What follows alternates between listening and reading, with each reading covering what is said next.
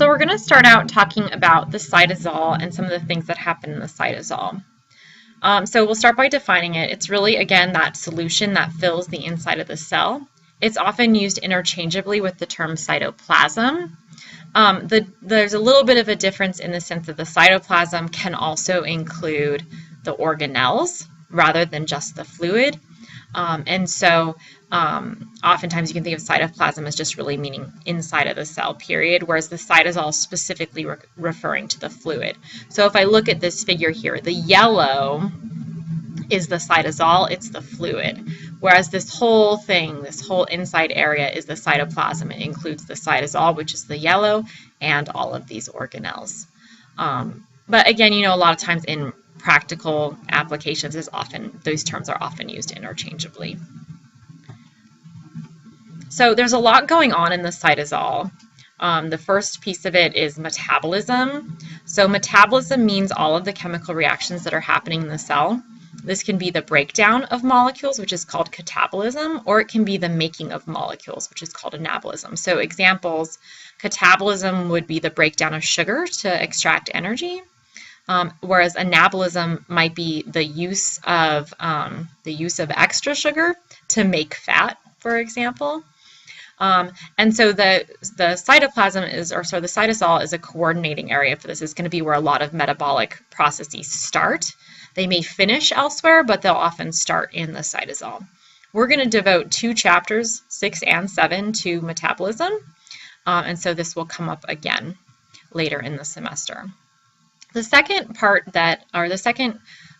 activity of the cell that is centered in the cytosol is protein synthesis or polypeptide synthesis, also called translation.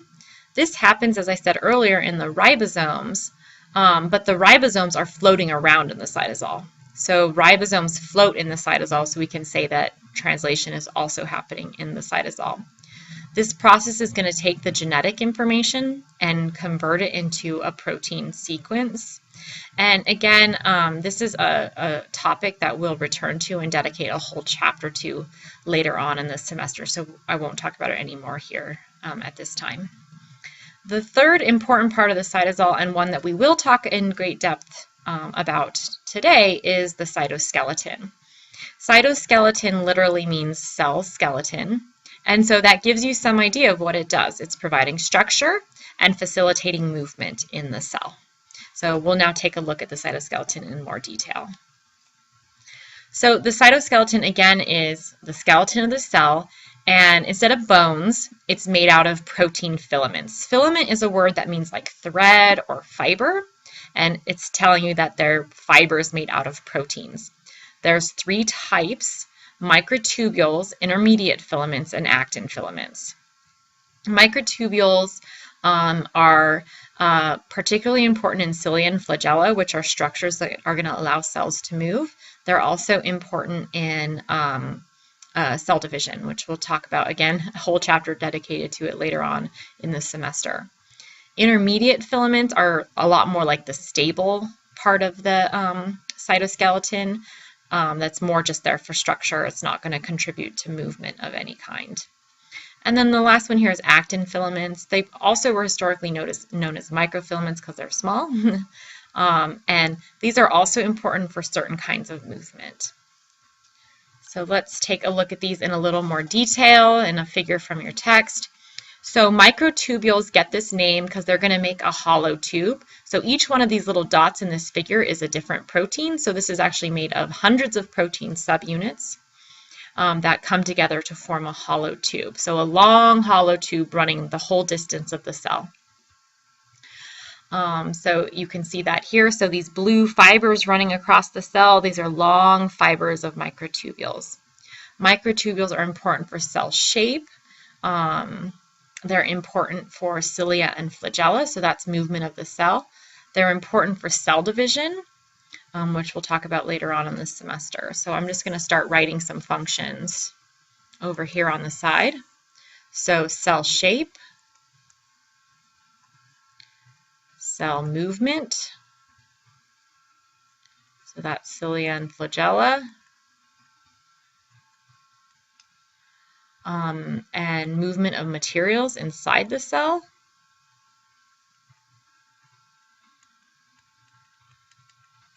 rather than movement of the cell itself. Okay. Intermediate filaments, these ones here, take on more of a shape like kind of like a shoelace, like a round shoelace, sort of woven fibers in that form a circle. Intermediate filaments mainly provide cell shape and structure. That's their primary role. The third one here is actin filaments. These form a spiral kind of twisted shape, like if we the sort of thinking of an everyday object, this would be like 2-ply yarn or 2-ply thread is the kind of shape that it has. This is also really important for cell shape, but it has a couple of extra things that I want to add here, so let me just put some bullets here. It's really important for muscle contraction. So your muscles are actually primarily made out of actin filaments, and it's the sliding of actin filaments that contracts muscles. They're also important for amoeboid movement. So an amoeba is a single-celled organism that has sort of an amorphous, unfixed shape, so it can be lots of different shapes. And the reason why it can do this is it can squeeze. So see how it kind of has this shape right now? Well, in a couple of minutes, this could squeeze into this shape. So it's tightening and sending this out. And as it does that, it's going to move the cell this direction. So, and this structure is called a pseudopod, means false foot. So it squeezes using these actin filaments, and as it squeezes that liquid, it moves the cell. So that's amoeboid movement. These will also have a role in cell division. I didn't add that here. Let me go ahead and add that here. They'll have a different role than microtubules, but they'll have a role in animal cell division. So those are a couple of key functions of the different parts of the cytoskeleton. Again, a lot of these centered on movement of the cell, movement of materials, movement of muscles, and this movement is going to require another partner. And so just to sort of give you an analogy, think about your bones and your skeleton. So those help you move, they give you structure, but you also have to have the muscles, right? So you need muscles and bones to get movement. In the cell, you need cytoskeleton, or these filaments, and you need motor proteins. Motor proteins are kind of like the muscle of the cell. And so motor proteins work with the cytoskeleton to create movement. And again, to keep going with that analogy, the motor proteins are like the muscles. They actually have to use the energy. So your muscles use energy, so do motor proteins. Motor proteins are going to use a form of energy called ATP that we're going to talk a lot about in later chapters. But for now, we'll just say it's an energy source in the cell.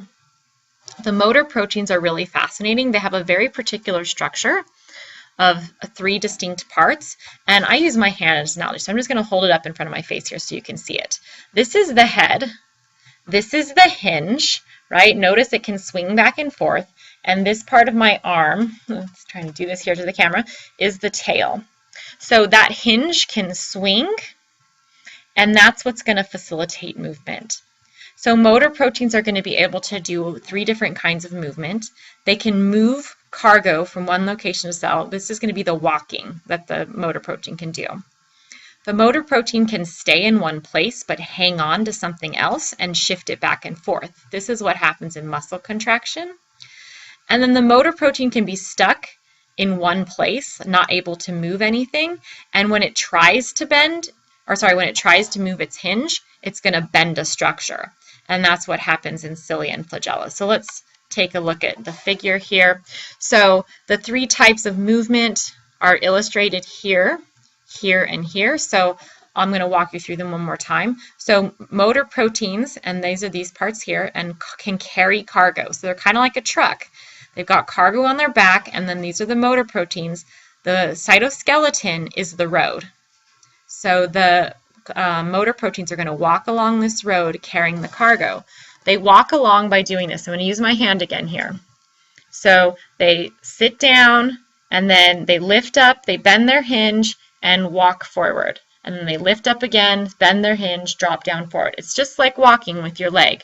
Can't show you this in the video, but you kick your leg forward, drop it down, and step forward. And then you pick it up again, swing it out, and then walk forward. And again, that's exactly what motor proteins are doing. You can again see that here. It lifts up, it swings forward, and then drops back down. So that's for movement of cargo within the cell.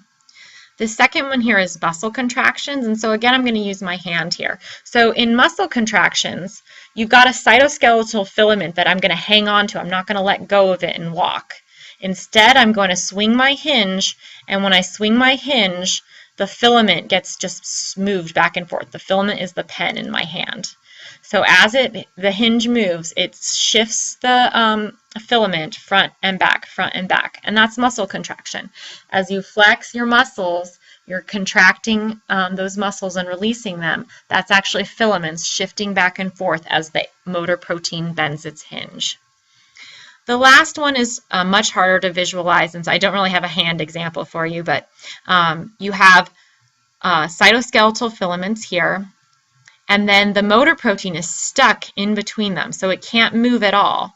And these are stuck.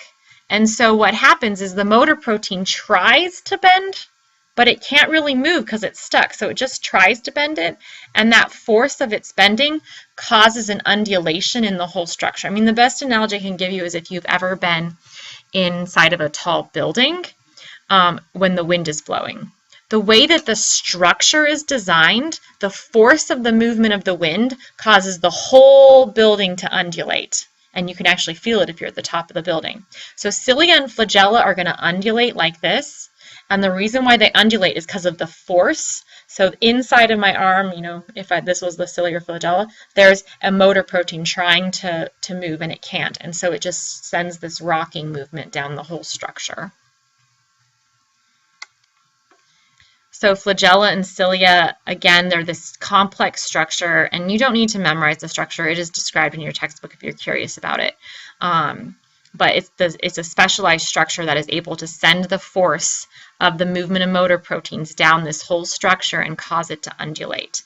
This is a sperm cell, so this is the flagella most people are familiar with, and it's on the back of the sperm, so it propels the sperm forward. You can also have flagella that are on the front. And so this guy, and kind of trying to do this for the camera here, is going to swim forward with those flagella, okay, instead of propel it forward. This is a cell with cilia, and cilia are little flagella, and because there's a lot of little ones, they don't really move in one particular direction. They just kind of and again, kind of doing this goofily for the camera, they sort of just rock and wiggle back and forth non-directionally because they just are covered in hundreds of cilia. So all these little hairy looking things are cilia that help this organism move.